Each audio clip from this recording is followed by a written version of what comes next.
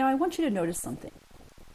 When you have a system of linear equations like a times x plus b times y equals c, d times x plus e times y equals f, the coefficients of x are the a and the d.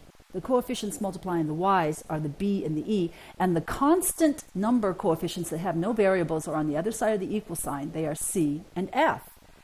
Now, fact is, you can translate a system of equations into a matrix equation by doing this, taking the coefficients of x and lining them up, a and down below d.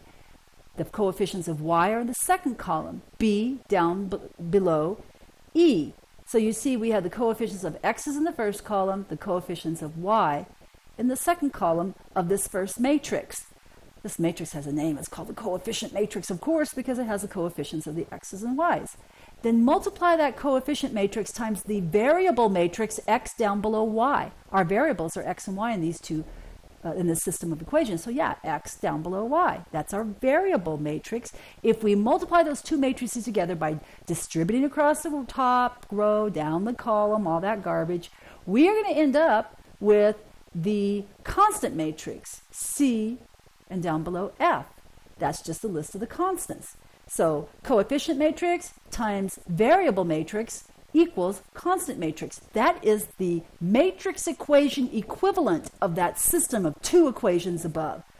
Okay, now the reason it's true that they represent the same system is because if you actually multiplied the left-hand side, the two matrices on the left, and then set that equal to the right-hand side, here's what you would get. You would do the multiplication of the two matrices on the left. You would get AX down below DX, AX plus BY down below DX plus EY, and that would be equal to the other side if you actually do the multiplication. And then you equate each of the corresponding entries. They're both 2 by 1 matrices, so equate the corresponding entries. You would get the system of equations back again that you started with.